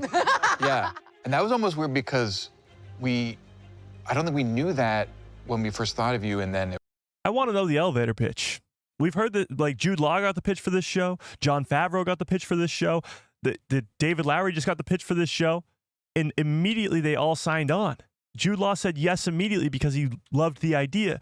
Jon Favreau said, let's make this show immediately. Can I produce it? Can me and Dave produce it? David was like, yeah, I'm on board. I want to know what this show is. I want to know what the show is freaking about, chat. it was we thought like, oh, is he gonna want to just repeat what he had done? You're gonna want to working work with Jude Law again? And it was like, duh. And kids. And pirates. The answer was yes. There's a very specific Venn diagram that's like Jude Law, pirates, kids, and then David Lowery is in the center of that. That's the guy you get. Yeah. I'm just their roommate from college, so it's sort of. It was more like, No, you're very qualified, Jake. Very qualified. Yeah, like, Jake. maybe not that qualified. Like, it was more like. Jake, that's legit not true. Everyone keeps saying, like, I'm qualified a lot in a way that makes me feel like maybe I wasn't so qualified, but that's all right. He's talking about not being qualified. He just directed the Thunderbolts movie, which is a big-time Marvel movie that comes out next year. Right. It's fine. I just had to clean up after you guys at the end. You have a particular set of skills. Yes, exactly. How did you get the Daniels to do this? I know the Daniels through their DP, Larkin Seipel, who Jake has worked with. He shot all of Beef. And so we've all been friendly, and they're just like such amazing, creative guys. When we hired them, that was before everything. What was the other movie that they were working on with Jude Law and the kids? I believe it's a like Captain Hook movie or a Peter Pan movie or something like that. I think Jude Law is playing Captain Hook or something like that. It's correct me if I'm wrong, but I believe it's a Captain Hook type deal. Yeah, so I think Jude Law was just finishing up with David Lowery and some kids working on that movie, and then they got called to do a very similar pirate-centered Star Wars movie show with Jude Law. So, yeah. Everywhere it came out, we knew they would be awesome. Just their whole aesthetic. It's just so original and amazing. Hang on, we got some behind-the-scenes look here. Like, I'm qualified a lot in a way that makes me. How did you get the Daniels to do this? I know the Daniels through their DP, Larkin Seipel, who Jake has worked with. He shot all of Beef. And so we've all been friendly, and they're just like such amazing, creative guys. When we hired them... What is this? Who is that? This looks like if she put this, or he or she put this mask on, looked like the Predator with the long dreads. That was before everything... That's... I don't know what's going on here, chat. Where are they? Everywhere it came out, we knew they would be awesome.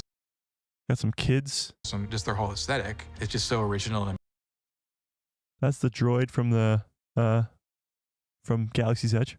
Amazing. We wanted them, and we wanted Lee Isaac Chung. Minari is like the most moving story of like a little boy going into a new world that he doesn't understand, and that's basically a version of what this show is. And Isaac, it was really cool because we got to work on season 3 of Mandalorian together. There it is. He worked on The Mandalorian season 3. And so he was like one of the directors that had gotten the bug and was just like, yeah, I'll do another one. Yeah. He had already understood the process, and that plus his ability to work with kids was just like made him so perfect. You know, something that I noticed that was really kind of extraordinary is so often when you're doing anything as a director, you think about tone. Like that's a hugely important component, especially when you're a director who's coming in and directing an episode, you know, where there are creators and writers and showrunners who are also directing and all of that. And so you really need to kind of not create the tone yourself. You need to adopt the tone. And what was so cool is because you guys just come with a tone. Like that's just inherent. And it, I think, allowed for there to be so much cohesiveness in the storytelling because you all have such a shorthand. And we've talked about that before with Star Wars projects. Having a cohesive story from start to finish is a big deal. Even on a TV show that's on Disney Plus, you have to have a cohesive story from start to finish. She's talking about how these guys are really good at that. And I mean, I feel kind of included in this as well. Like I know what you guys do.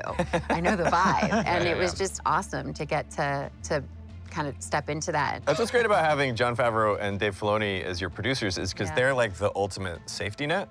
They give you sort of the freedom to follow whatever creative path you want to go down, and they'll let you know. It's like bumper bowling. They'll let you know if you're going too far one direction or the other. Yeah.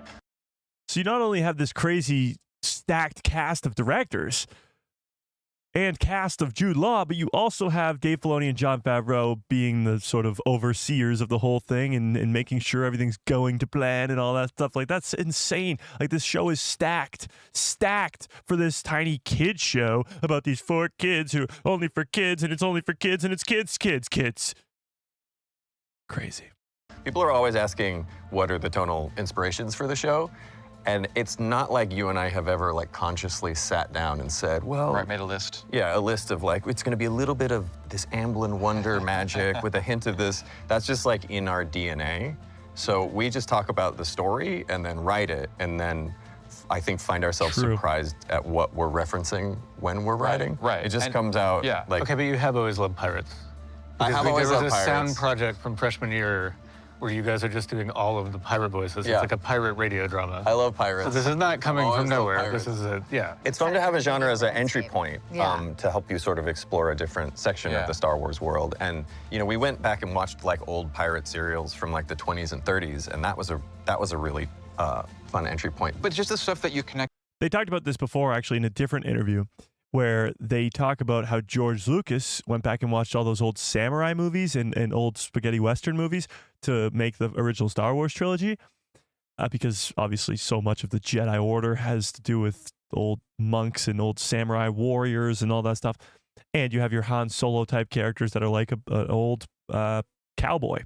So he went back and watched all those old movies and took a lot of sort of reference and inspiration from those films. They're talking about how they went back and watched old pirate movies from the 30s and 40s and took inspiration from those films, just like George Lucas did. Yeah. With as a kid. As a kid, you want to go on an adventure. As a kid, I grew up in Colorado in the middle of nowhere, and we just go for walks out in these like fields with nothing around, and you're just hoping that you go on a kind of Amblin adventure. That's just what we grew up with, and that's the kind of adventure that we were always looking for as kids. So he's telling a story about his life, pretty much. He grew up in the middle of nowhere, wanted to go on an adventure, and that's what he's telling in Star Wars. Doesn't get much better than that, chat. It's his own personal story in Star Wars. Kids. Yeah. The Amblin reference is so... Hang on, what? For real? Yesterday was? Was it really? Yesterday was my 4-year anniversary of this channel. Can we celebrate, chat? Hang on, chat. Let's celebrate a little bit here. Can we celebrate? Hang on. 4 years? Let's celebrate it, chat.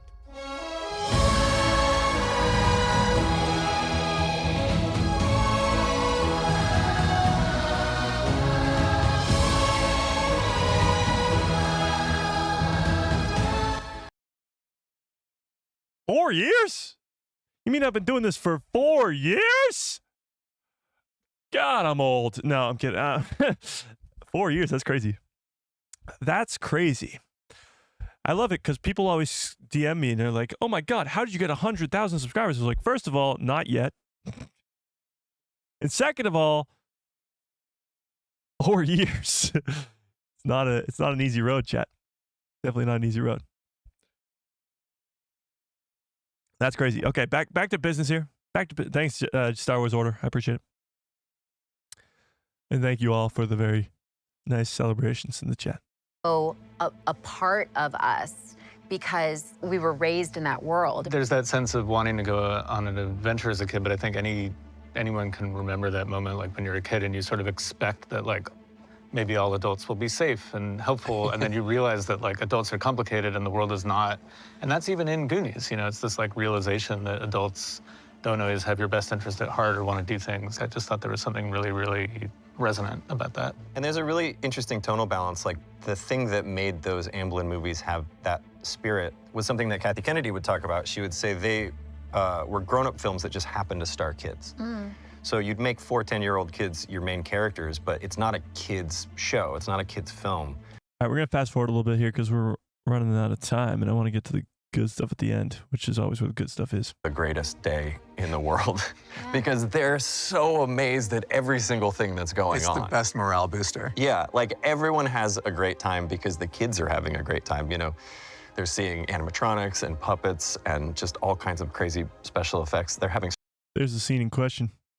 so much fun, and our 4 kids were just such a fantastic little group. Like, I love them so much. Yeah. It reminds you of why you got into this business in the first place. So that like you're getting to pretend, you're getting to play, you're getting to invent and have so much fun doing it. And so often filmmaking can become a job, but it's not. And when you're working with children, it reminds you that this is all make-believe and it's so much fun. Robbie was doing all the jobs. He would always do the clapperboard. Marker. Anytime anyone would let him, he wanted to do that. He wanted to call action and cut. He wanted to learn what all the jobs were. He also started the trend of mustaches on set. Yeah. Yeah. See, there's nothing about this show that does not get me more and more excited and more just like, this is going to be awesome. Like, these kids are awesome. The directors are awesome. John and Dave are back in it.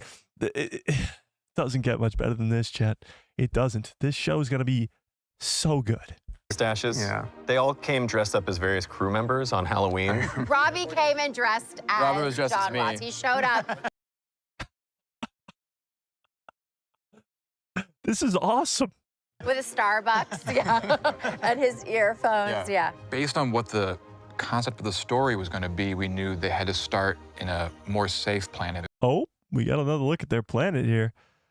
Knew they had to start in a more... Notice again, not a single ship in sight. You're talking about a Star Wars planet where the ship's always coming in and out. There's got to be a dock somewhere for people to come in and out. Not a single one. Not a single one. More safe planet. It was an opportunity to, design a new thing. Again, no ships entering or leaving atmosphere. Interesting. All of the cars or buses or whatever you want to call them, they're all attached to the ground. You can tell on tracks. We've never seen that before in Star Wars. This is just completely weird. Kids' bikes was a really good place to start because... Actually, their bikes are the only things that aren't attached to the ground, but they can't obviously take off into space. I think when you're designing a speeder bike, it looks really cool. Yeah. Like, how do you make Wim's bike be kind of corny? Like, come back, we need to bring in more Huffy, and... Yeah, there's like little tassels on it. And we put tassels on it, and, there's tassels in space. Are there tassels in space? These are the kinds of questions. And that was the crazy thing. You'd always call Dave Filoni and be like, are there tassels? Yeah, can we do that? and the scariest thing he would say is, well, there are now. Yeah. There you go. There are now.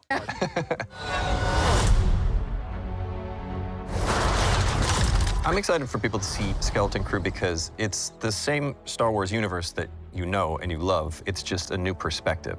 The ability to see that world through the eyes of 4 10-year-old kids, I think, is a completely new way to enter this world that some of us know and love, some of us maybe haven't ever really experienced before.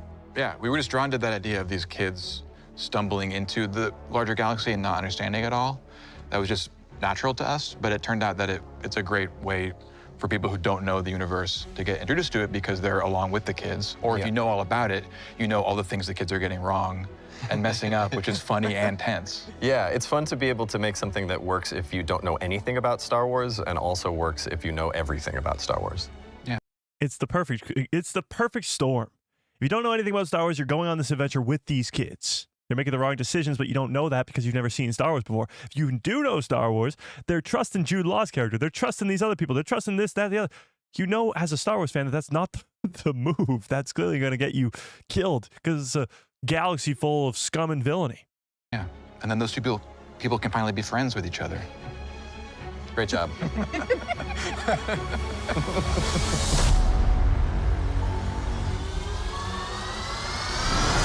That's pretty good. That's pretty dang good, if I do say so myself. Okay. I think we're going to end it on that.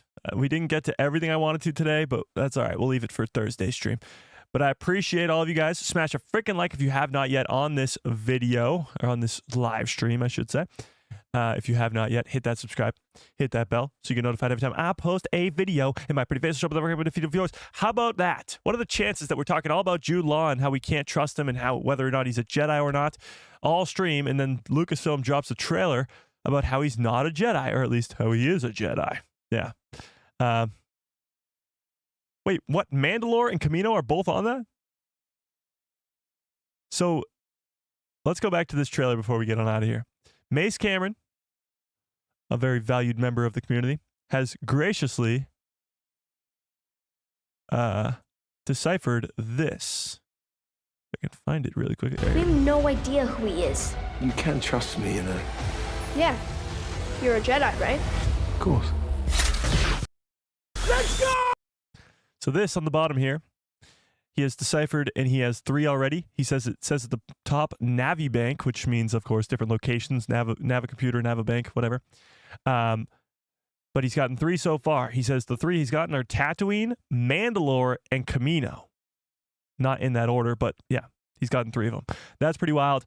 That means that this is clearly an important list. If Tatooine, Mandalore, and Kamino are on them, as we've seen Mandalore fairly recently in The Mandalorian Season 3, which takes place at the same time as this. Kamino being on that list is interesting too, because Kamino's a very important planet in Star Wars, along with Tatooine, I guess.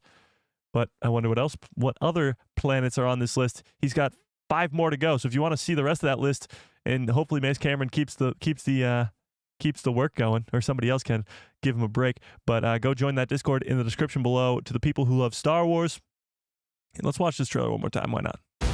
We have no idea who he is. You can trust me, you know. Yeah. You're a Jedi, right? Of course. Let's go! What just happened? Let's go.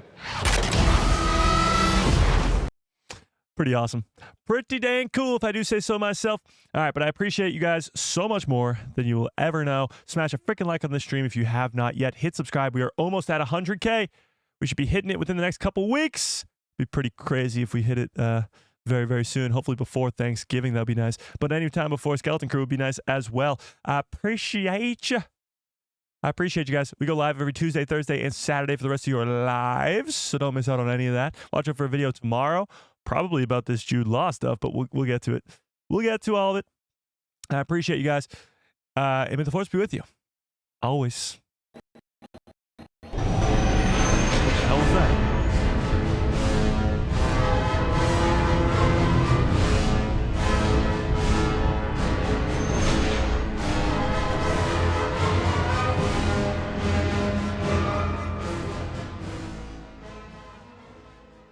Oh yeah, what a great stream. What a great show. You guys are the absolute best. I appreciate you all so much more than you will ever know. I hope you have a great rest of your evening, great rest of your lives, and good night, everybody.